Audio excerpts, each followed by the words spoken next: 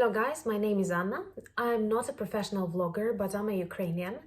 And I believe the world needs to know more about my country, especially during these hard times, during war with Russia. And I'm very grateful for your feedback, for your questions and for your support, because for us Ukrainians, it is very important to know that the world sees what is going on here and the world stands for Ukraine.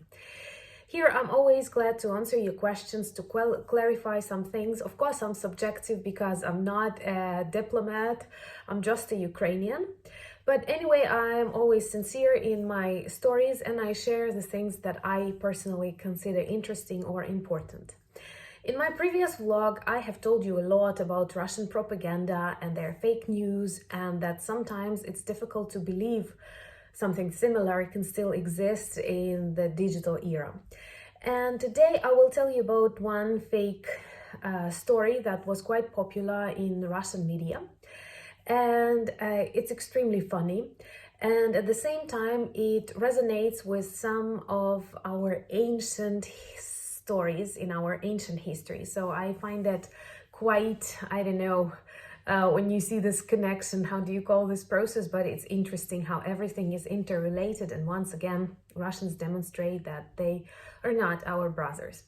So the story that was quite popular on Russian media recently is that there are lots of NATO, American-funded biolaboratories on the territory of Ukraine, where various types of biological and chemical weapons are created, definitely to attack the Russians. So one of the reasons why they have attacked us first, just to prevent that dangerous biological wars that we were about to start. Of course, such laboratories do not exist on the territory of Ukraine, and I greatly doubt something similar exists anywhere. But what makes this story even more absurd is that they said we were preparing some birds infected with something so that these birds would fly to the territory of Russia and infect people. Here in Ukraine, we were laughing, and it was we started talking to our birds that, come on, if you're infected with something, please do fly to the territory of Russia and do your job, just as Ukrainian armed forces do. But unfortunately or fortunately, all of our birds are healthy and alive. What is interesting, something that seems totally unbelievable is very believable on the territory of Russia, and even their very famous film director Nikita Mikhalkov recorded a separate video explaining why Russian troops had to attack Ukraine, because the birds were about to fly to Russia and infect all people. I still do not understand, even if you believe in various treason theories, I still do not believe how can you infect birds so that they are bad only for Russians, not for Ukrainians, not for, I don't know, Lithuanians, not for French people, but just particularly for Russians. But what made this story so interesting and so kind of it attracted much interest in our local Facebook, if you can say local about Ukrainian Facebook, is because it reminds us one story from our old times, from our ancient history, from Kiev Rus. You know that Kiev Rus was a very strong state that actually later grew into modern Ukraine. Its center was in Kiev, that's why it's Kiev or Kievian Rus, whatever you prefer. And it was a very strong medieval state in the center of Europe that had lots of connections with European states, and our queens and kings and princes were married to lots of famous European kings and queens and so on. And our strong connections were with Viking states, with Baltic countries, with France, and so on. So in that Kiev Rus, we had one very cool lady. She is considered to be one of the most interesting and successful, if it's possible to say so, about like medieval women. So she is Princess Olga. And why am I saying princess so slowly? Because in Ukrainian we have a different title for that. That is Kняgiня Olga. And she was, we cannot say what in particular, like 100% what was her origin, but likely it might be she was of the Viking origin, and she was married to the Kiev Rus Prince Igor, and they had a child, Sviatoslav, and they lived happily. She was quite well educated, and I'm describing the period of the 10th century. And Ihor was not perhaps a very talented ruler because he had problems with one of the tribes that lived next to Kiev Rus state. They were Drevlyani. And Drevlyani did not want to continue paying tribute to Ihor because he didn't seem strong enough or whatever. So he took his army and went to persuade Drevlyans that they need to pay him tribute. And when he was with his soldiers, and there were lots of his soldiers, Drevlyani agreed to pay that tribute. But later he decided to come back for the second time to take more money from them or whatever he took. And he was not accompanied by a large army. And Drevlyani managed to catch him, and they decided to kill him, and they killed him in a very horrific manner. So they tied him to the two trunks of trees and separated. And Olha loved him, so for her it was a tragic thing, but Middle Ages, you know, and Drevlyani, who were happy about their success, decided that after they killed Igor, they can offer Olha to marry their prince. And they have sent a delegation to negotiate this proposition.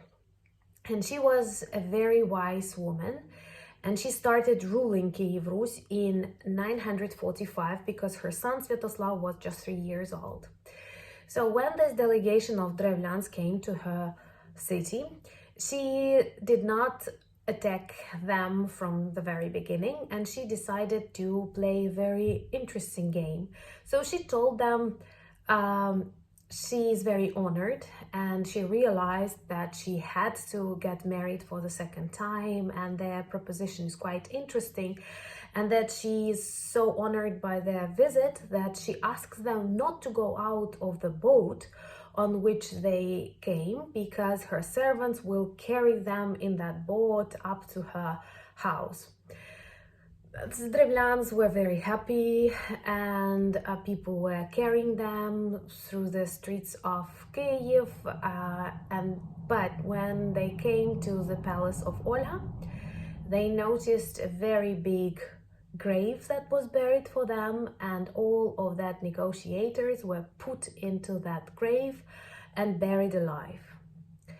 But she did not inform the rest of Drevlyans what happened to the first delegation. That's why she wrote them a letter asking for more Drevlyans to come, the most noble men, because she was about to agree to marry their prince, and she wanted them to escort her to the lands of Drevlyans. They have sent this noble men of the tribe to Kiev again. She was also happy to see them and invited them to a bathhouse. And when they were bathing, just to get ready for the trip back to their lands, she put that house on fire, and all of them died. And later she came back to the lands of Drevlyani with her army, and she managed to succeed in everything she wanted to do, but she did not want to attack the city directly, and she was asking for a tribute again. And Drevlyani were demotivated by her success with two previous revenge acts, or how do you call that? And they agreed to give her tribute, but she surprised them with what she wanted to get as a tribute. She asked them to bring 3 pigeons and 3 sparrows from each house in their city, in their capital. And they were surprised because pigeon birds, not money, not gold, not something, but she asked just for the birds, remember, biolaboratories.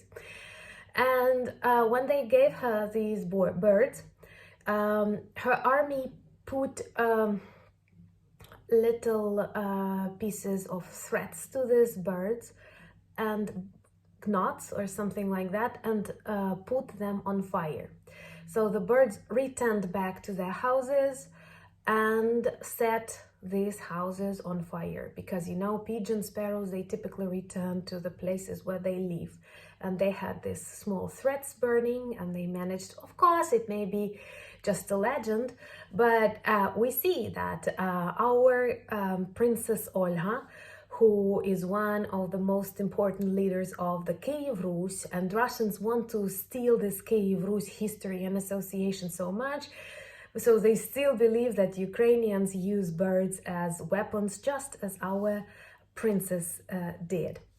I hope this was not very boring to you, but I think it's very important to speak about our interesting history, because somehow we were under this Iron Curtain for a very long period of time, and I'm sure there are lots of interesting cultural, historical facts that the world has to discover about Ukraine to clearly see what is our country and why do we have that much strength to protect this country, and that our old ancient history demonstrates that we are just a normal state to live in a normal world, to live in Europe, and to share all of that values that we protect that hard right now.